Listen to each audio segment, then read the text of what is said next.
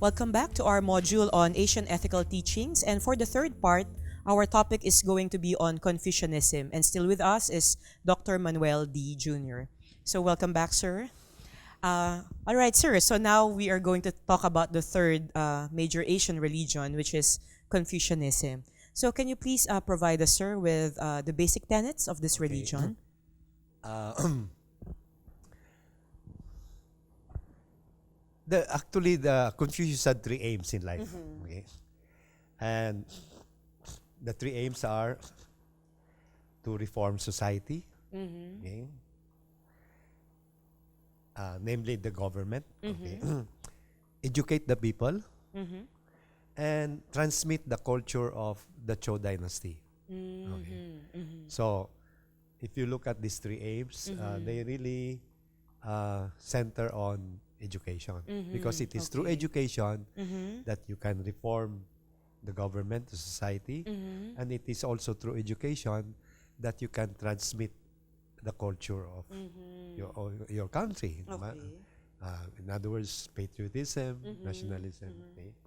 Now, the Confucian education, first of all, for Confucius, education is for all. Okay? Because during his time, education was only limited to the elite, okay? To the officials in the government. So, the radical transformation there of Confucius was that he made education available to everyone. In education, there are no classes. Rich or poor ka, you're entitled to education. Okay? And the education that Confucius taught was the four cardinal virtues. What are the four cardinal virtues? You have Ren, which is translated as benevolence, human-heartedness, kindness. Okay, but when Confucius was asked for the meaning of Ren, he said it is to love people. Okay.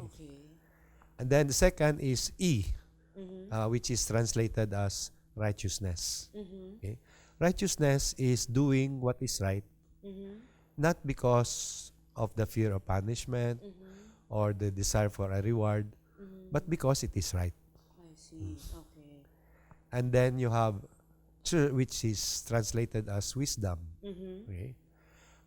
Wisdom, when Confucius was asked for the meaning of Zhi, he said, wisdom is to know people. Okay. And the important thing about wisdom is that you practice what you know. You know, knowledge is the beginning of action, and action is the completion of knowledge. That's from a Neo-Confucian philosopher. Okay. And then the last virtue is Li, which is translated as propriety. It corresponds to our good manners and right conduct. Okay. So these are the four cardinal virtues. Okay. But the most important of them all is Ren, really. Okay. So Ren is often translated as human-heartedness, love. Okay. But it begins in the family. Okay. The root of Ren is filial piety and brotherly respect. So love for one's brother and love for one's parents. Okay. But there are two aspects of Ren. And this came about when Confucius was asked, Master, you have said so many things. Is there not a theme running through all your teachings? And the answer of Confucius was, what do you think of me? Kala mo sa akin sabog? Meron akong dalawang tema. And that is Chung and Shu. Okay. Chung is, okay, let's start with Shu. Shu is the golden rule. Okay. And Chung is translated as conscientiousness. Okay. Now, the golden rule or Shu is often formulated in the negative. Do not do unto others what you do not want others to do unto you. Mhm. Okay. Now, there are several misinterpretations Mhm. of the golden rule of Confucius, Mhm. which should be brought to light because, Mhm. you know, these are really misinterpretations. Mhm. Okay. One misinterpretation is to compare the golden rule of Confucius Mhm. with the golden rule of Christ. Yes. Mhm. Christ is positive. Mhm. Do unto others what you want others to To do do unto unto you. you. Mhm. And Confucius negative. Do not Mm-mm. do unto others. No, Mhm. that is wrong. Mhm. Because if you read the Analects, Mm-mm. there are positive formulations of the golden rule. Mm-mm. For example, Mm-mm. if you want to be successful, Mm-mm. you have to help others succeed.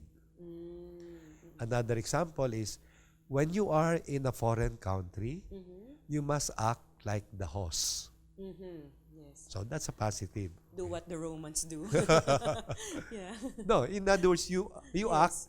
In accordance it, to. as if you were the host. In Yes. other words, do unto Ah. others what you would What like others to do others? unto you. Okay. No? See. If you were the Yeah. visitor, no, Mm-mm. you would want to be treated this way, di This ba? way. Oh. Yes. So, Uh-huh. it's a golden rule in a Yes. positive. In the positive sense. Uh-huh. Yeah. So that's one misinterpretation. Uh-huh. The other misinterpretation is to interpret the golden rule as do unto others what they did to you. Uh, okay. An eye for an eye, a tooth for a tooth, Uh-huh. and everybody goes blind and toothless according to Gandhi. Mm-mm. Okay. Mm-mm. That's another misinterpretation. Mm-mm. The other misinterpretation is this. Do unto others before they do it to you. Okay. Lamangan na yan. Lamangan. Lamangan. So the other one is revenge, right? Oo. But this one is lamangan. Lamangan Take na. advantage. Okay. Mm-mm. So we should interpret, of course, the golden rule Mhm. together with the other aspect of rent. Uh-huh. And that is, the other aspect is conscientiousness. Conscientiousness. Mhm. It really means putting your heart at the center of what you're doing. Mhm. Or as Mhm. one advertisement, I think it's Sprite ba? Mhm. Magpakatotoo ka. Mhm. Okay? Mhm. You cannot separate the two aspects, Mhm. the golden rule from the conscientiousness. Mhm. Just like Mhm. you cannot love the other without loving yourself. Mhm. Diba? Mhm. So you have to be true to yourself before you can be true to others. Mhm. You must love yourself before you can love others, diba? Mhm. Mhm. So you cannot separate the two because I see. if you separate one from the other, Mhm. you are bound to misinterpret the Mhm. golden rule. Mhm. No? Mhm. Like one German philosopher, Mhm. Mhm. Immanuel Kant, Mhm. misinterpreted the golden rule. Mhm. No? He said it's too subjective. Mhm. No? And he cites the example, I don't want to help others in their problems. Mhm. So, uh, I do not want others to help me in my problems. Mhm. Okay? Mhm. And another instance that he cites is a criminal can say to the judge, Mhm. "Hey, judge, you don't want to be judged, right? So Mhm. don't judge me." I see. Oh. Okay. So, it's a that- misinterpretation. It is a misinterpretation because Okay. you are isolating the golden rule from the other aspect of Ren, and that is conscientiousness. Mm-mm. No? Mm-mm. Are you true to yourself if you do not want others to help you in your problems? Mhm. You're not. Mm-mm. Okay? Is the judge being true to himself Mm-mm. if he does not judge the criminal? Mm-mm. Mm-mm. He's not being true to his Yes. position as a judge, right? Mm-mm. All right. So Okay. the two always go together. I see. Okay. So what will be the standard of a good follower of Confucianism? Who is the good follower of what will be the characteristics of this person? Well, he has to practice good manners and right conduct. Mm-hmm. That's Li. Mm-hmm. What is important in Li, though, is that the spirit you're doing it. Okay? Okay. So there are rituals that you have to follow. Mm-hmm. Okay? But it's the Rituals. spirit that counts. Mm-hmm. And the spirit is respect. respect for the other person. Okay. Okay. Now, and then of course you have the uh, you have wisdom. Okay. Wisdom. Wisdom is not so much knowing things, but it's knowing people. No. Okay. When you are later in the job, in a career, in a job, of course, learning the skill is important. But what is more important is how to be with people, how to know people, no? Know your people. Okay, and then of course the virtue of righteousness, no? Okay, the motive for your action must be because it is the right thing to do, I see. okay? Not for any other thing. Okay, and of course the most important virtue for Confucius is the virtue of friend, which is really pakikipagkapwa-tao, I see. which is really loving, loving people. Now, what evolved though, eventually, in Neo-Confucianism is that this love for people was extended to the whole universe. I see. Okay. Uh, So that's the similarity with Buddhism. yeah, it did not include only human beings, but the whole of nature. Okay, and so in the context of the hierarchical role in society, there is now a more universal relationship. Okay, and that is with the whole of nature. I see. Okay. Okay. So, sir, in what countries do we see the practice of Confucianism? Oh, many. China, Korea, Korea, Japan. Japan. Okay. All right. And the reason why I'm asking you these questions is because we admire, not for example, Korea and Japan. We admire the people or these countries for their economic advancement, for the discipline of their people. Is there a relationship between, let's say, the economic advancement of these countries Yes. and their adherence to Confucianism? Yeah. Uh, um, the discipline. Okay. uh, you have in Confucianism, the practice of Li, which is really discipline. Okay. Uh, I was giving a paper once in Korea. Okay. And I was talking about Filipino time. Okay. And of course, our concept of Filipino time is being late. Yes. Okay. After I delivered my paper, my Korean friend approached me and told me, we used to have Korean time. And it's exactly the same meaning as your Filipino time. Oh, okay. But it disappeared. Uh-huh. When did it disappear? Mm-hmm. When Korea became very progressive. Okay. Just Korean time just disappeared. So our Filipino time would eventually disappear if we progress as a nation. I see. So it's the discipline. So if you are a follower of Confucianism, it's expected that you practice certain disciplines, right? Like what you said about Korean time, and then eventually that discipline can translate to economic advancement, economic development. Okay. So, sir, how about this issue of this righteousness? I and you said that righteousness has something with doing the right thing, and you do it not for anything else but because it's the right thing to do. And that reminds me of our earlier discussion on the dharma or the duty. So why is it important for the followers of Confucianism to really, do the right thing, not for the rewards or not because they're afraid to be sanctioned, but because it is the right thing to do? Okay.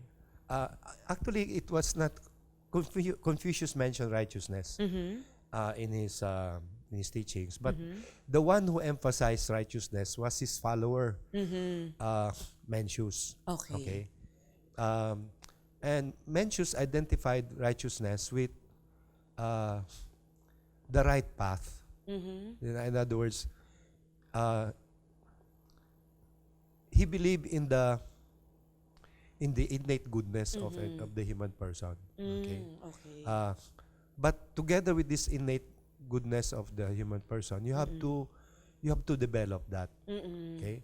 And it's developed through righteousness, through doing right actions, because they're right, okay? Not because of any external motive or any reward Or okay? sanction, Or fear of sanction sanction. or fear I of see. sanction. I see. Okay. Okay.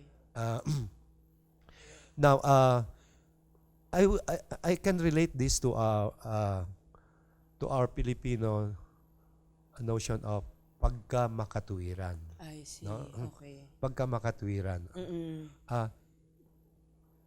Or pagkamakatarungan. Okay? Sometimes, the interesting thing about righteousness is that the character there is made up of I, and then on top of the character I is a goat. In other words, righteousness is carrying a goat. Okay? In other words, righteousness is carrying a responsibility. Okay? Okay. So, okay. pagkamakatuwiran o pagkamakatarungan, no? Isagani Cruz says that we don't actually have a Filipino Tagalog word for justice. Okay? Of course, we translate justice as justicia. Okay? We have Katarungan. katarungan. Yeah. But katarungan is not Tagalog. Katarungan is Bisaya. I see. Is Cebuano. Okay. And tarong means straight. Straight. So when you are just, you are straight. You're right. You're right there. Okay? Wow. I didn't know about Yeah, that. yeah. I see. And that's very interesting. Katarungan is Cebuano. It's Cebuano. And the root word is tarong. Tarong, which Straight. means straight. The straight path, right? Straight path. Okay. So, sir, in connection with this notion of righteousness, no, one of the, when I converse with young people, my impression is that there is this prevailing sense of, this culture of relativism, wherein they say na, well, it's my right, it's my body, it's my freedom, and what is good for me might not be good for you, and what's good for you might not be good for me. So how do we now address this issue of relativism, given that of all the religions that we have mentioned, and including Confucianism, there seems to be a very clear way of achieving and understanding and imbibing the concept of the right, yung tama, no? In Filipino we call it yung tama.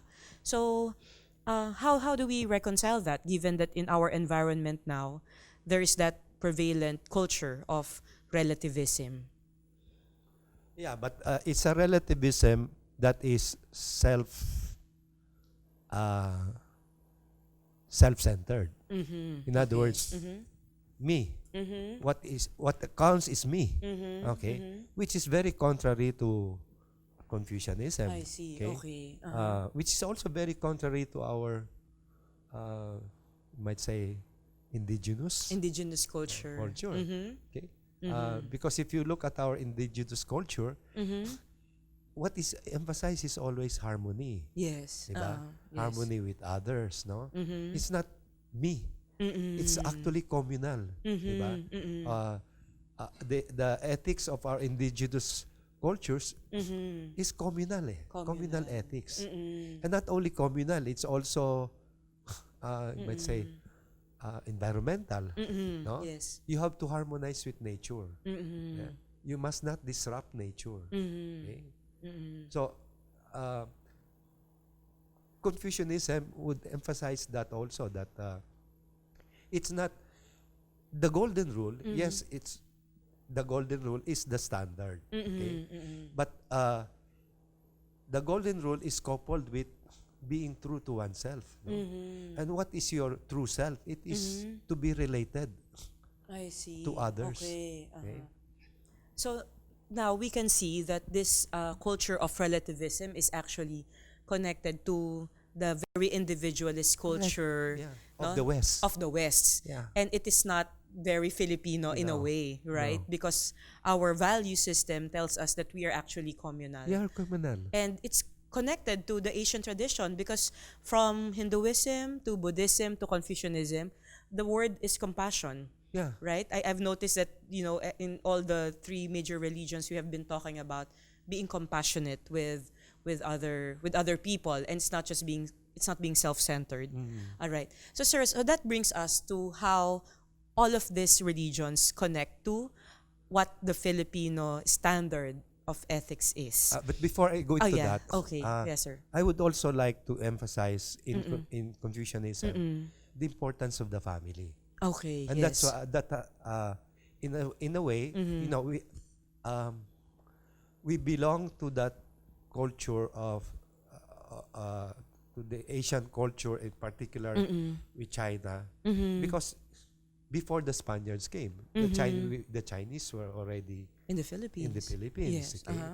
And we imbibe Mm-mm. somehow or other, or maybe it is also in Mm-mm. our culture Mm-hmm. that we are family centered. Okay. But the thing to emphasize though is that this importance of the family in Mm-mm. Confucianism Mm-mm. is open. In other words, it extends to the community Mm-hmm. and it extends to the whole universe. Okay? Mm-hmm. Uh, Unlike the danger in our culture now is Mm-hmm. because of the emphasis of the West on individualism, Mm-hmm. our families also have become individualistic. Mm-hmm. So it's my family versus Your another family. family. Yes. No? And so we have all these political dynasties, no? Yes.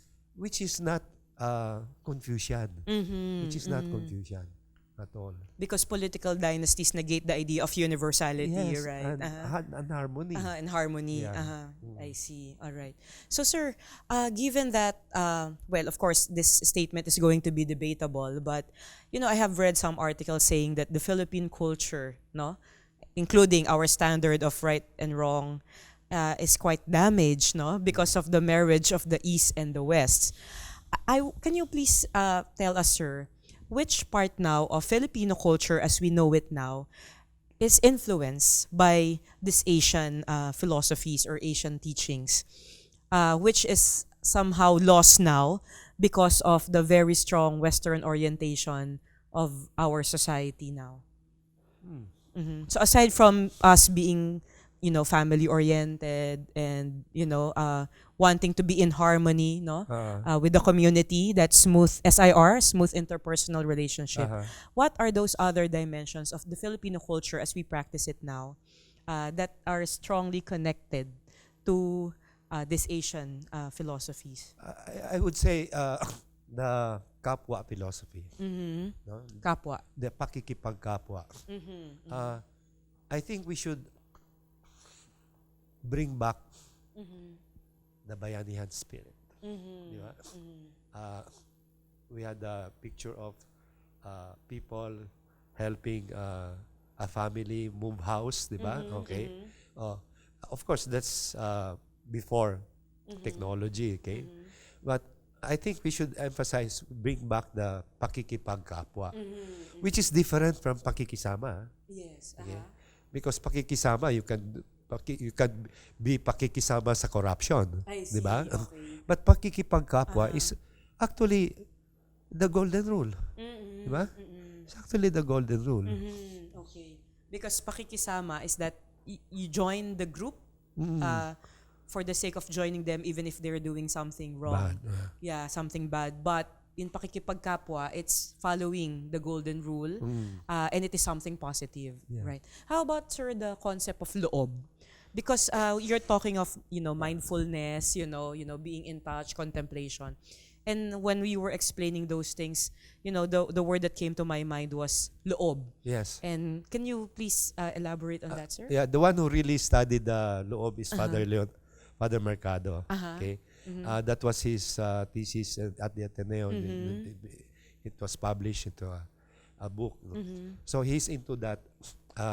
Of course, loob is Tagalog. Okay. The Cebuano word equivalent would be kabubuton. Okay. Kabubuton. Kabubuton. Okay. O nakem in Ilocano. So, yeah, the loob thing is very similar to the Mm-mm. Confucian sin. Mm-hmm. Sin is heart. Heart. Okay. But better translation would be heart mind. Okay? Okay. You said the heart of things. Okay? Mm-hmm. Mm-hmm. The heart of a person. Okay? Mm-hmm. So that's the equivalent of loob. Okay? Mm-hmm. And if you look at the Confucian virtue um, of the golden rule and Mm-hmm. conscientiousness, Yes. there is the character of heart there, of sin. I see. Okay? Mm-mm. So, it boils down, of course, to what Mencius, the principal teaching of Mencius, which is the innate goodness I see. of the human person. Mm-mm. Mm-mm. In other words, sa kaloob-looban natin, Mm-hmm. mayroon na tayong kabutihan. Mm-mm. Okay? Mm-mm. Ang dapat lamang gawin Mm-mm. na ilabas ito, Mm-mm. no? Mm-mm. And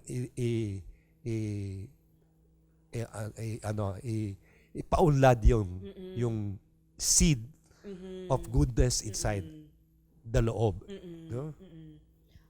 I like that, sir. That concept of the innate goodness, because with our young people, when they say magpakatotoo ka, be true to yourself. It's like for example, no, let's say you have a national leader who curses all the time in Yeah. his public appearances, and people, I will always see people commenting and saying na at least totoo siya, meaning to say that this national leader is just being true to himself.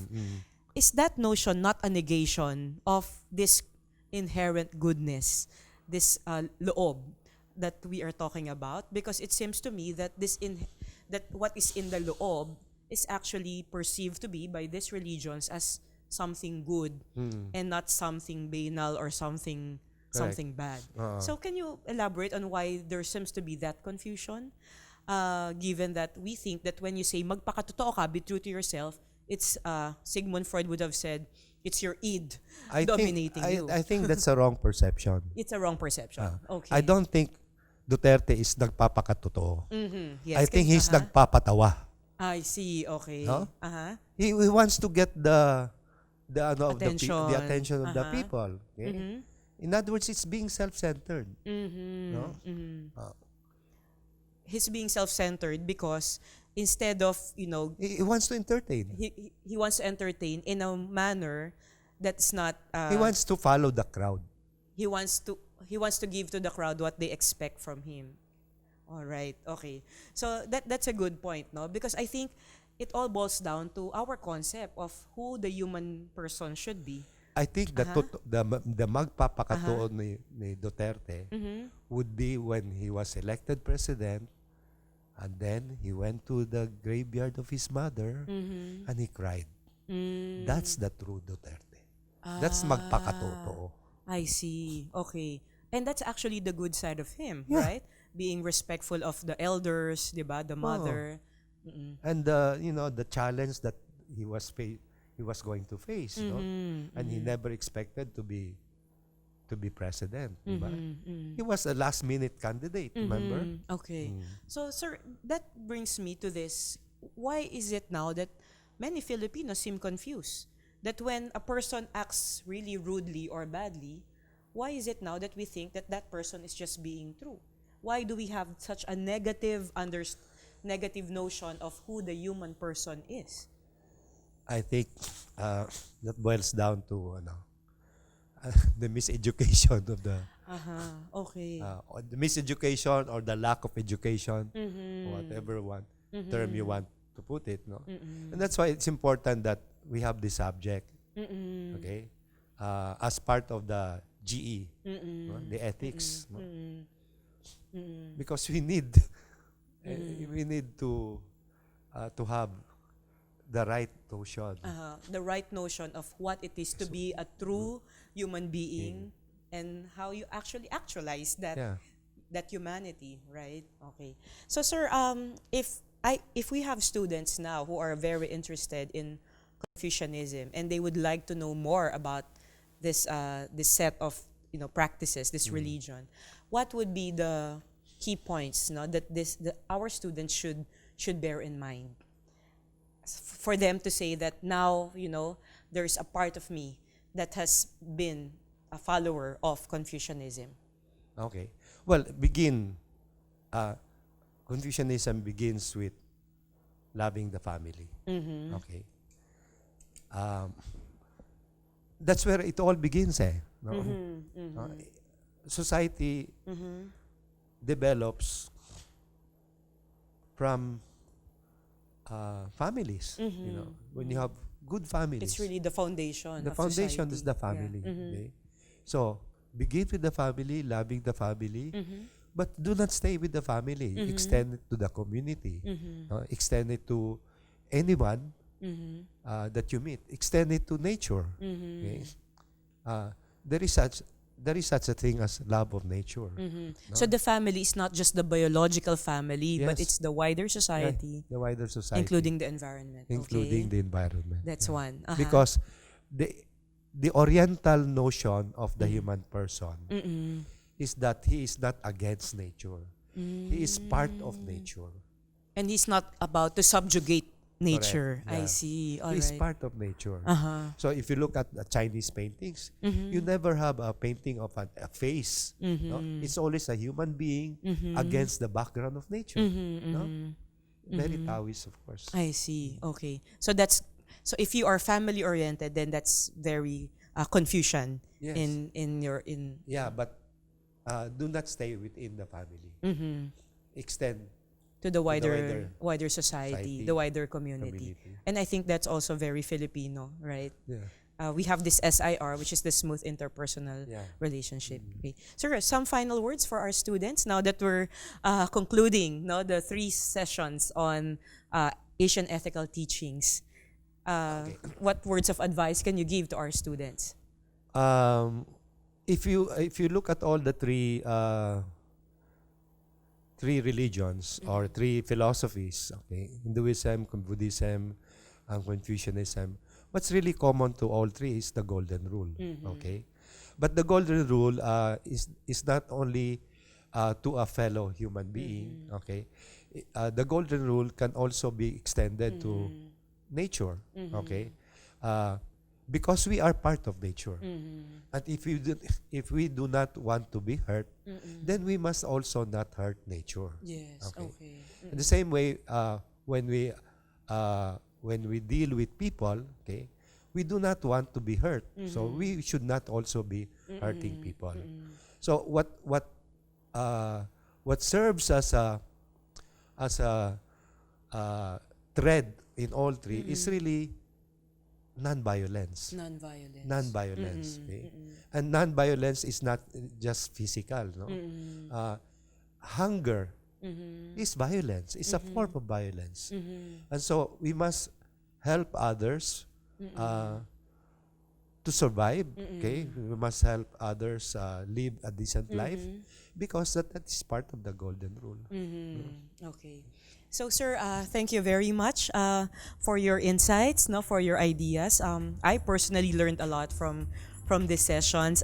Somehow, I became familiar with these Asian religions, and I am very inspired also to see that as a Filipino, there are still dimensions of the Filipino culture that are still connected to this Asian philosophy. So again, thank you, sir, very much for You're your welcome. insights. Okay.